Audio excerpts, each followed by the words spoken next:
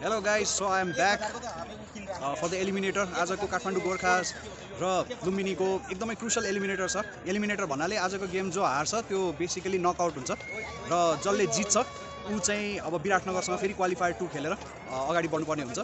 दुईजना टिम एकदमै ब्यालेन्स छ। लुम्बिनी लायन्स र काठमाडौँ गोर्खासको स्ट्रेन्थ विकनेसहरुको अलिअलि कुरा गरौँ। अब काठमाडौँ गोर्खासको ब्याटिङ गर्दाखेरिको स्ट्रेन्थ उनीहरुको राम्रो छ फर्स्ट ब्याटिङ गर्दाखेरि, एन्ड अभियसली अहिले भर्खर टस जितेर उनीहरुले ब्याटिङ नै रोजेका छन्, जसको बारेमा चाहिँ म त्यति सरप्राइज छुइनँ।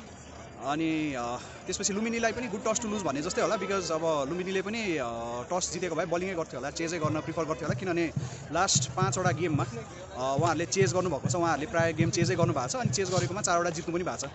अब हामीले अलिकति टिमको कम्बिनेसन्सहरूको कुरा गर्दाखेरि अब काठमाडौँ गोर्खासको लागि पनि फरेन प्लेयर्स र लुम्बिनीको पनि फरेन प्लेयर्सहरू चाहिँ अलिकति क्रुसल हुन्छन्। अब लुम्बिनीको दार्सी सर्ट हुनुहुन्छ, उहाँको ब्याटिङ एकदमै इम्पोर्टेन्ट हुन जान्छ। एन्ड जे सिम्सन हाम्रो काठमाडौँ गोर्खासको लागि, अनि Ben Charlesworth at the same time Bhim सार्कीले पनि एकदमै क्रुसल इनिङ खेल्नु भएको थियो करण केसी। सो काठमाडौँको ब्याटिङमा चाहिँ एकदमै डेप्थ छ एन्डसम्ममा। अनि एउटा चाहिँ फन फ्याक्ट, एउटा स्ट्याटिस्टिक्स के हो भने उहाँहरूको चाहिँ लास्ट 5 ओभर्समा अहिलेसम्मको बेस्ट पावर चाहिँ डेथ ओभर्सको चाहिँ रन रेट छ। सो 12 को रन रेट अलमोस्टमा खेल्नु भएको छ उहाँले। पावर प्ले चाहिँ उहाँहरूको अलिकति कमजोर छ, 41 रन्सको एभरेजमा अराउन्ड 2 विकेट्स लुज गर्नुहुन्छ। सो एउटा राम्रो स्टार्ट गर्यो भने उहाँहरूलाई चाहिँ अलिकति फाइदा हुनसक्छ। मिडल ओभर चाहिँ काठमाडौँको चाहिँ एकदमै कमजोर छ। लाइक कस्तो छ भने मिडल ओभर्समा उहाँहरूको रन रेट बिलो 6 चलिरहेछ है। लुम्बिनीको कुरा गर्ने हो भने चाहिँ लुम्बिनीको पावर प्लेमा चाहिँ बेटर छ, तर उहाँहरूले प्रायः चेज गर्नुभएको भएर चाहिँ डेथ ओभर्समा त्यति साह्रो अब स्ट्याटिस्टिक्स हामीसँग छैन अहिले। तर लुम्बिनीको पनि टप अर्डर चाहिँ अलिकति फ्रेजाइल छ, अलिकति फितलो छ। 2-3जना ओपनर्सहरू चेन्ज पनि गरिसक्नु भएको छ। ओभरअल एभरेज अराउन्ड 14 मात्रै छ ओपनर्सहरूको।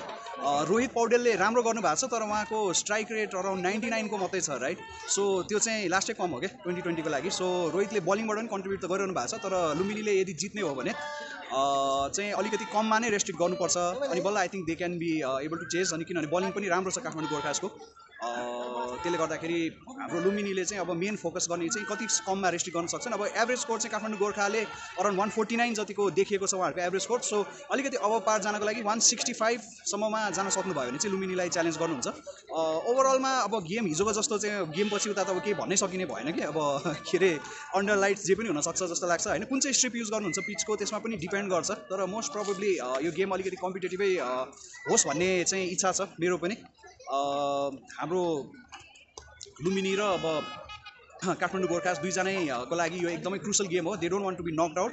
यहाँसम्म आइपुगेर लुम्बिनी अलिकति बिस्तारो गरेर हार्दै जित्दै दुःख गरेर पुगेको छ कम्पेयर टु काठमाडौँ, जसले चाहिँ लास्ट 4वटा गेम ब्याक टु ब्याक जितेर आउनु भएको छ होइन। स्पेसली डेथ ओभर्समा लास्टमा आएर उहाँहरूले एकदमै राम्रो ब्याटिङहरूको प्रदर्शन देखाउनु भएको छ। अब त्यसले गर्दाखेरि यो गेमको लागि मेरो लागि चाहिँ अरू ओभरअल सबै कुरा हेर्ने हो भने अहिलेसम्मको पर्फर्मेन्सहरू, अब उहाँहरूको फर्म अनि बाँकी टसको आउटकमहरू सबै हेर्ने हो भने मेरो लागि Kathmandu is favourite starting the game. तर आई एम स्योर यो स्टेजसम्म पुगिसकेपछि रोहितको क्याप्टेन्सी नेसनल टिम क्याप्टेन हुन्छ, त्यसले गर्दाखेरि र प्लस प्लेयर्सहरू उहाँहरूको टिममा पनि एकदमै राम्रो प्लेयर्सहरू छन्। सो त्यसले गर्दाखेरि this is going to be very interesting. Sher Malla र साहब आलम चाहिँ दुईजना की बलर्स हुन सक्छन्, दुईजना लेफ्ट आर्मर्स हो। डार्सी सर्टले पनि बलिङ गर्नुहुन्छ जस्तो लाग्छ मलाई, र Tilak Bhandari I think bowler to watch out for जस्तो लाग्छ मलाई यहाँनिर। So let's hope for the best and let's see के हुन्छ। Until then I will see you at the end of the game. Mid इनिङ्समा म आज आउँदिनँ, तर एन्ड अफ द गेममा I will come back with my analysis. Let's see के हुन्छ। अन्टिल देन चाउ।